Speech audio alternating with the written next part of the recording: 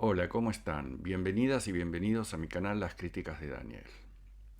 Voy a compartir con ustedes hoy un Top Series 2025, es decir, un compilado de las mini reseñas de aproximadamente un minuto de duración de las mejores series que miré en este 2025 que está finalizando. Se compone el compilado de los respectivos shorts publicados en mi podcast ¿Por qué verla en un minuto? No están ordenadas de mejor a peor, así que no las consideren como un ranking de todas ellas. Están las reseñas completas en mi podcast Lo mejor que vengo viendo en 2025. De dos o tres solo incluyo el afiche, ya que publiqué la reseña completa, pero no el short de un minuto. Desde ya que habrá algunas series muy buenas que no vi, y no todas se estrenaron además este año, pero sí las vi este año y considero importante destacarlas. Hay otras que reseñé y tuvieron mucha repercusión, como Adolescencia o La Bestia en mí, pero que yo no he incluido en este top. Como es usual en mis podcasts, hay representantes de todos los géneros y eso dificulta la conformación de un ranking general, destacándose entre las elegidas varios ejemplos de westerns y neo-westerns.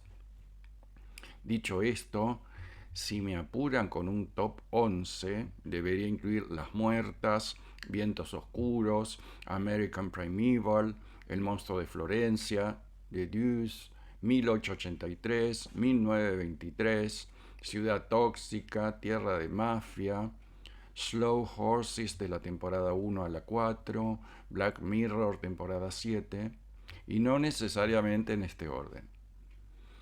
En este momento, de paso, comento que estoy mirando el thriller coreano El precio de una confesión, casi terminándolo, y yo diría que habría que incluirlo entre las mejores series del año. En la descripción del video van a encontrar la lista de todas las series con los tiempos en los que aparece la mini reseña de cada uno. Bueno, espero leer sus opiniones, cuáles fueron sus favoritas, eh, de modo de fomentar el intercambio entre nosotros. ¿Qué coincidencias, qué disidencias hay? Bueno, de este modo llego al final de esta reseña especial. Próximamente espero compartir con ustedes la correspondiente a películas. Y gracias por compartir este año de cine y series conmigo. Hasta pronto. Felicidades.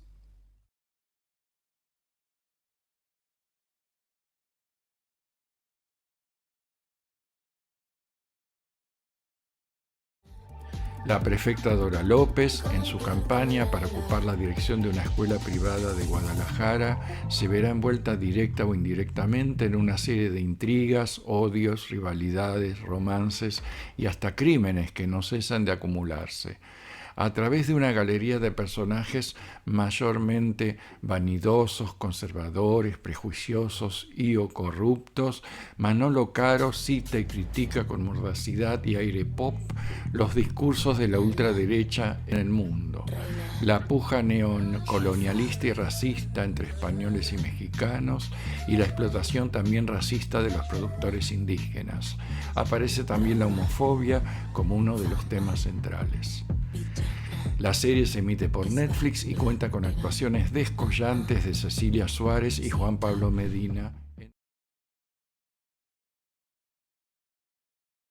Hoy voy a reseñar la serie inglesa Ciudad Tóxica. Esta breve miniserie británica que se emite por Netflix está basada en un caso real.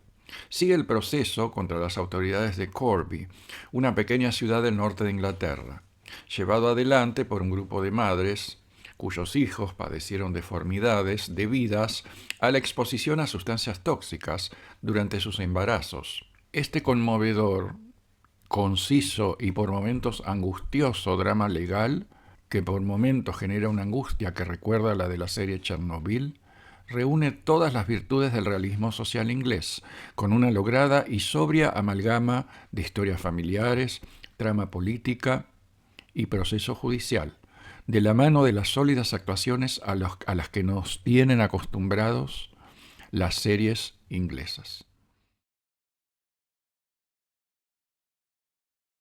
Hoy me voy a referir a la serie American Primeval y se emite por Netflix. La serie sigue a varios personajes y sus grupos de pertenencia en torno a la llamada masacre de Mountain Meadows, una matanza ocurrida en 1857 durante la guerra de Utah, en el marco del enfrentamiento entre colonos mormones, otros colonos y el ejército de Estados Unidos.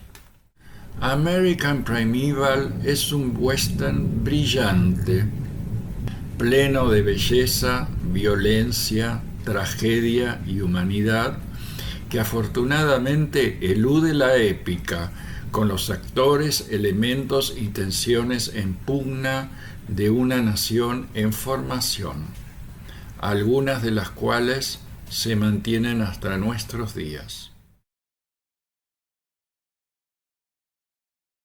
Chicas malas.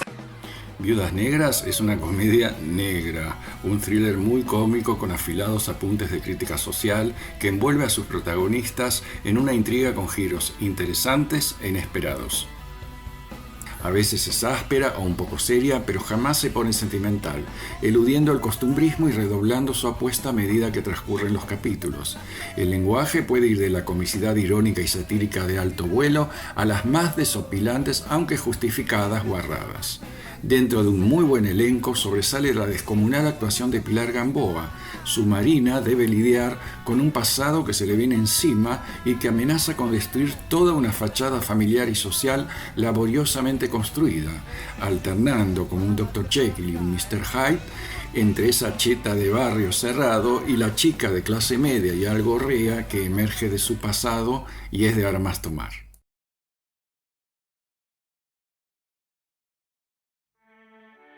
La desaparición del joven hijo del líder del clan mafioso de Stevenson desencadena una guerra en Londres con los Harrigan, el clan rival.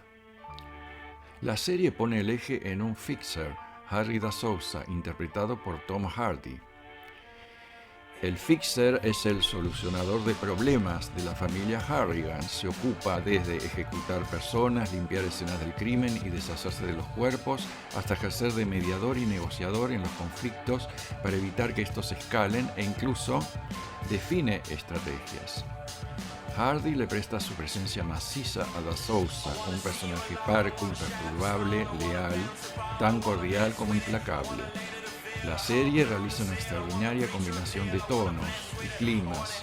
Se suceden la violencia extrema y sumaria de los asesinatos y la tortura, el suspenso, la acción, las intrigas florentinas, los diálogos inquietantes, el drama familiar y un humor filoso y hasta negro, con un gran despliegue de producción.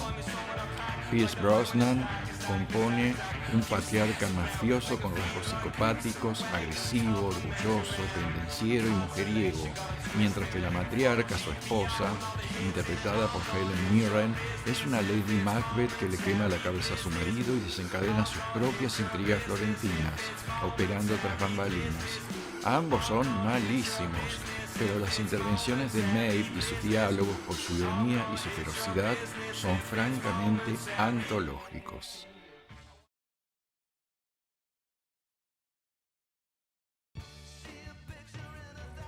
Esta serie notable, a partir de una historia coral, traza un gran fresco de los cambios sufridos por la zona de Times Square en Nueva York, entre principios de los años 70 y mediados de los 80.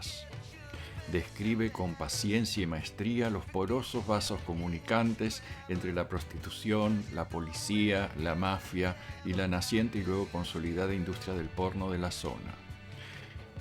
Nos muestra un universo de potentes personajes con auténtica vida propia que no se limitan a servir de representantes de los estamentos sociales a los que pertenecen y marcar sus transformaciones, y logra una síntesis perfecta entre lo individual y lo social. La serie se abstiene de caer en el moralismo, aunque su mirada ética es clara. La reconstrucción de época es notable. Las 3 temporadas van de comienzos de los 70s a mediados de los 80s, y las actuaciones son soberbias, destacándose Maggie Gyllenhaal en una actuación jugada y extraordinaria.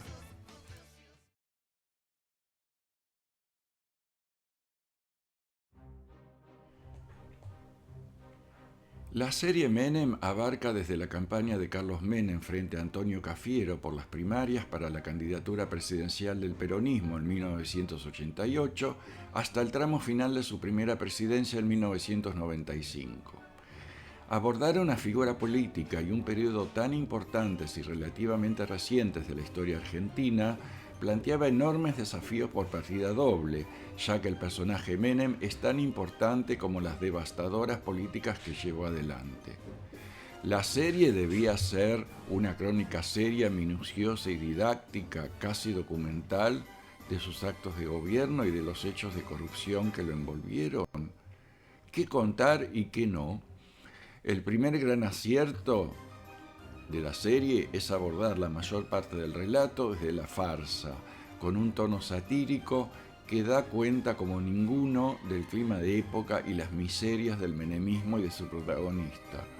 Lejos de trivializarlos, refleja de manera cabal ese frívolo espíritu de pizza con champán que caracterizó a la década menemista y su fauna de personajes cercanos al poder. Y la pieza esencial para este abordaje es la caracterización e interpretación extraordinarias que hace Leonardo Sbaraglia de su protagonista.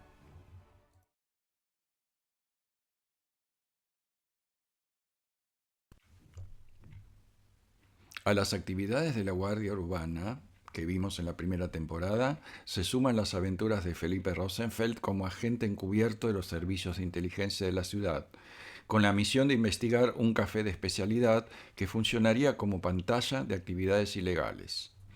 Con inteligencia y un humor sofisticado, la serie se hace cargo de los cambios sociales y políticos ocurridos desde su primera temporada de 2023, respecto de la mirada sobre la corrección política.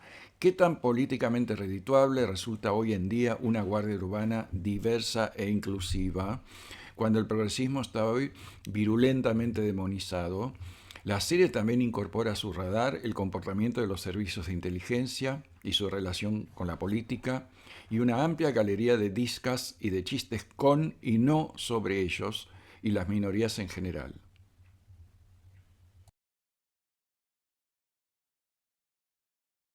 El Departamento Q es una sección de la Policía de Edimburgo destinado a investigar casos antiguos no resueltos. Su primera investigación se ocupará de la desaparición de una mujer ocurrida unos años antes. Es designado como su jefe el osco detective Carl Mork, Matthew Goody, quien se hace cargo luego de una licencia para reponerse de una herida de bala, situación traumática de la que no está del todo repuesto psicológicamente, con muchos personajes y nombres y pistas falsas. Es preciso verla con mucha atención. Sin embargo, se sigue con interés por la buena construcción de los personajes, la intriga que genera, las buenas actuaciones de un elenco mayormente escocés y el excelente montaje de sus líneas narrativas y temporales, más allá de algún rasgo inverosímil que con el tiempo dejará de serlo.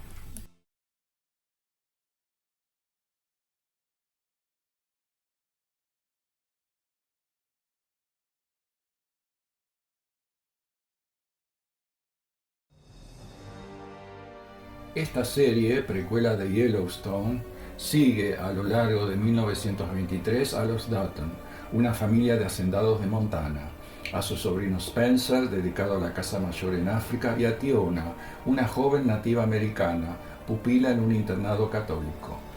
1923 nos ofrece, en principio, no una, sino 3 historias. Pero no solo eso. Cada una es encarada desde un género diferente. En el caso de los Dutton, se trata de un western que transcurre mayormente en su hacienda de Montana y ciudades cercanas. En cuanto al cazador Spencer Dutton, se trata de un relato de aventuras y romántico que comienza en África. Y en cuanto a Tiona, un drama social con elementos de western. Taylor Sheridan, creador y guionista, es un gran contador de historias, con aliento novelístico y personajes potentes, algunos nobles y otros increíblemente crueles, en una época y en ambientes muchas veces hostiles y cambiantes. Pero esa variedad en la naturaleza de los personajes, salva a la serie de caer en el miserabilismo y la misantropía. Dentro de un elenco muy solvente, se destacan las actuaciones y los personajes de Helen Mirren, Julia Schlepfer y Jerome Flynn, en una serie que va emparejando hacia arriba el interés y la calidad de sus tres historias a medida que avanzan los capítulos y las temporadas.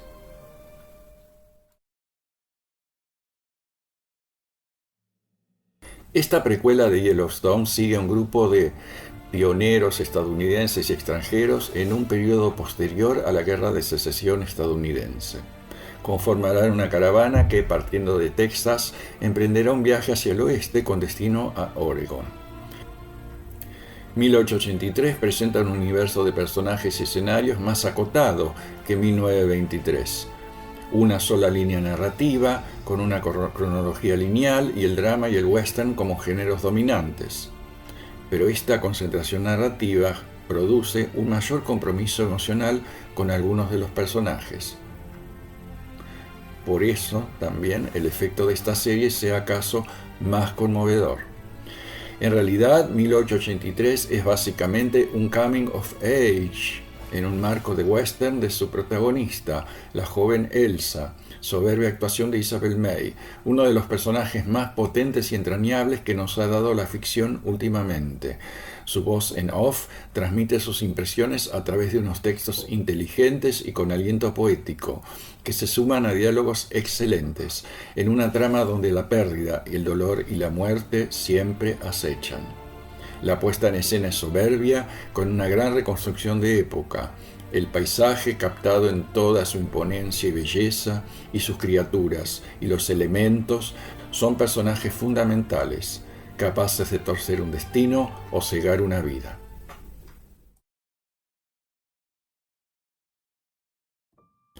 Luego de 30 años de matrimonio, una mujer llamada Mirren deja a su marido y le inicia juicio por violación.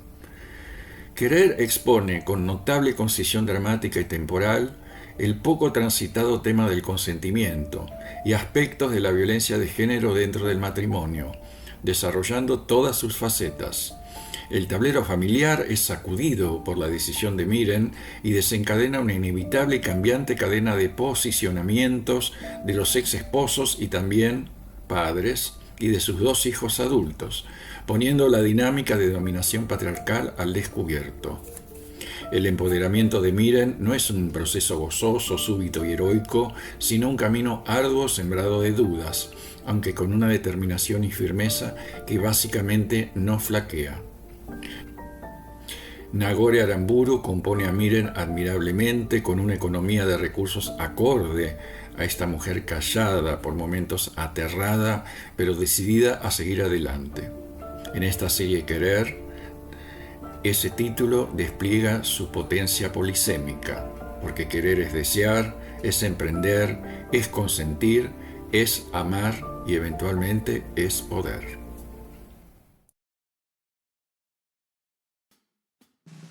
La serie comienza con la muerte de Gonzalo Torregrosa, propietario y fundador de la funeraria Torregrosa. Su gerente, Dámaso Carrillo, ve la oportunidad de asumir la dirección de la empresa. Muertos S.L. es muy graciosa y aguda, a menudo desopilante, sin concesiones al sentimentalismo. Desarrolla con igual fortuna el humor verbal rápido y agudo, el humor visual y el humor físico. Lo gracioso surge tanto del chiste puntual como de toda una situación, por ejemplo, tan graciosa como sofisticada o ridícula. Cada capítulo despliega más de una subtrama, algunas propias de ese capítulo y otras con continuidad a lo largo de las temporadas, y plantea un ingenioso manejo del equívoco con su planteo y resolución. Un capítulo aparte son las peculiares demandas de los deudos respecto de los velatorios. A través de la idiosincrasia de cada uno de sus personajes, la serie se expide con humor sobre el marketing, la religión, el machismo, el Me Too, el feminismo y otros temas de la agenda progresista, a veces con acidez, pero siempre del lado correcto. En algunos personajes predomina la clave bufa, mientras que otros ofrecen mayor variedad de matices, destacándose el Dámaso de Carlos Areces y el Chemi de Diego Martín.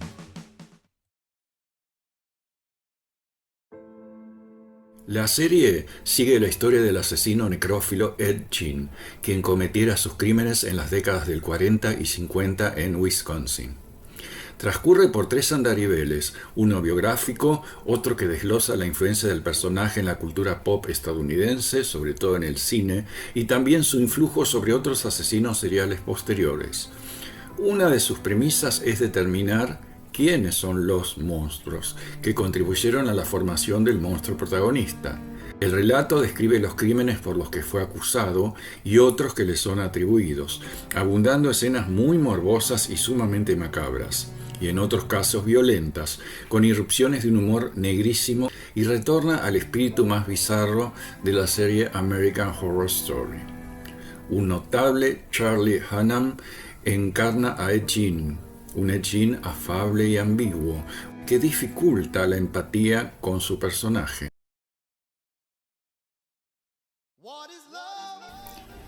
Un grupo de tripulantes de una aerolínea brasileña comienza a introducir en Río y de contrabando, desde Nueva York, el único medicamento para el tratamiento del HIV a fines de los años 80.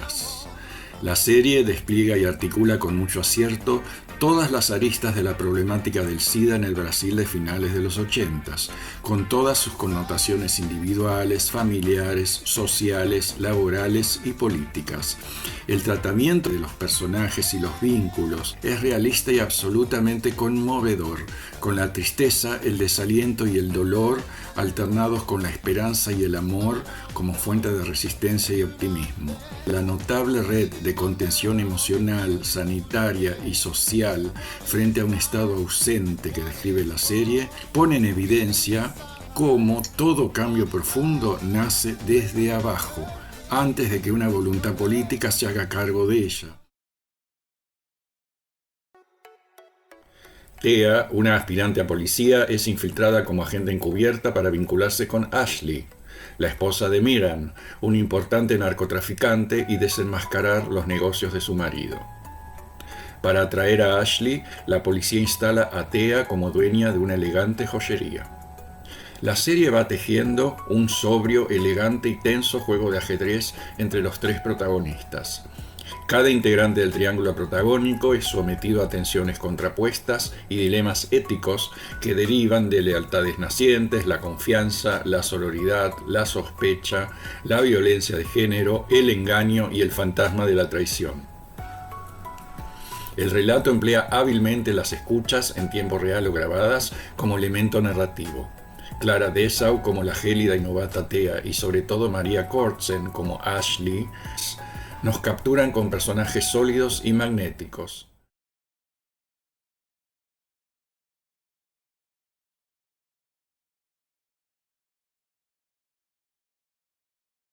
La serie aborda un conjunto de asesinatos de parejas en sus autos mientras mantenían relaciones sexuales que asoló las afueras de Florencia entre las décadas del 60 y el 80, cometidos por un asesino serial conocido como el Monstruo de Florencia, y se centra en el que sería el primero de esos crímenes ocurrido en 1968, donde una mujer casada, Bárbara Locci, fue ultimada junto a su amante. Cada capítulo se basa en diferentes testimonios de testigos y sospechosos de ese primer crimen, lo que implica un cambio en el punto de vista respecto del asesinato y la historia de ese matrimonio para cada capítulo, lo que va modificando la mirada sobre los personajes, lo que le agrega dinamismo a una historia asignada por la misoginia y el machismo. La fotografía, el encuadre y la banda sonora son esenciales para los notables climas creados.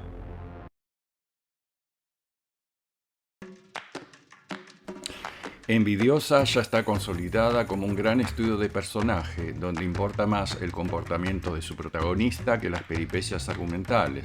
Esta temporada es menos coral y dispersa narrativamente y surgen como ejes temáticos la maternidad, la realización profesional, los celos y las modalidades de pareja, con el telón de fondo de la historia familiar y el contrapunto entre Vicky y su hermana y entre Vicky y su terapeuta. Nos depara monólogos y diálogos memorables y se torna frecuentemente más seria y profunda que las temporadas anteriores, y la puesta en escena sorprende con preludios e inserts que la alejan del realismo. nos vuelve a regalar las enormes actuaciones de una asombrosa Griselda Siciliani, que nuevamente transita una enorme paleta de registros, y de la conflictuada Carolina de Pilar Gamboa. ¿Estamos acaso ante la mejor de las 3 temporadas, con un registro que la acerca al cine de Woody Allen? Esta serie sigue la historia de las hermanas Baladro, madamas de varios burdeles del interior de México durante los años 50 y principios de los 60. La serie sigue una estructura temporal compleja, con idas y vueltas a partir de los relatos de la mayoría de los implicados en el caso. Va poniendo el eje alternativamente en los vínculos personales, en el lenocinio y la abusiva dinámica interna de los burdeles, en los tratos comerciales de las Baladro con las autoridades y las instituciones, en el crecimiento, apogeo y caída de sus negocios, en la trata de mujeres en entornos de pobreza. Luis Estrada encara estas historias tremendas mayormente desde la comedia negra y la sátira, combinando con el noir, el thriller, el suspenso, el drama y un mexicanísimo e intenso melodrama hermanado con el fatalismo y la tragedia. Las hermanas Baladro, las Madrotas, encarnadas de manera arrolladora por Arcelia Ramírez y Paulina Gaitán. Hola, ¿cómo están? Bienvenidos a mi canal Las Críticas de Daniel. Me voy a ocupar hoy de una serie controvertida, Good American Family, que se emiten por Disney+. La serie es de Hulu. En esta serie, basada en un caso real, un matrimonio con 3 hijos adopta a una niña que con el tiempo generará conflictos y dudas en su familia adoptiva.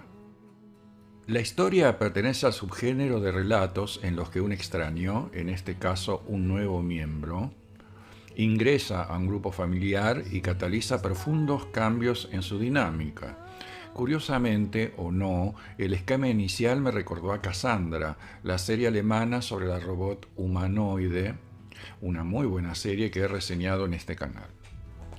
Como en Cassandra, aquí la intrusa es Natalia Grace, la hija adoptiva. Esta serie extraordinaria, que transcurre a comienzos de los años 70, transita el thriller policial y psicológico, el neo-western, el noir y se asoma al folk horror. Siempre desde la perspectiva de sus protagonistas pertenecientes a la nación navajo, aborda varias temáticas: las limitaciones jurisdiccionales de la policía tribal, la doble vara de la justicia y el FBI blancos, la racista política reproductiva que se implementaba en los centros de salud de la nación navajo y de otras reservas, entre otros temas. Los casos parten de robos, crímenes rituales, asesinatos o desapariciones. Cuenta con una potente galería de personajes nativos americanos que generan una intensa empatía con el espectador, por sus personalidades, con sus luces y sombras, y por los vínculos que entablan entre sí, su evolución, los diálogos y sus grandes actuaciones. La puesta en escena es sencillamente brillante, adaptándose con igual solvencia a todos los climas de la serie, desde las escenas íntimas hasta las de suspenso y acción con gran despliegue. La integración de los bellos paisajes a la acción es perfecta, con planos aéreos que ubican a los personajes en la inmensidad y soledad del paisaje.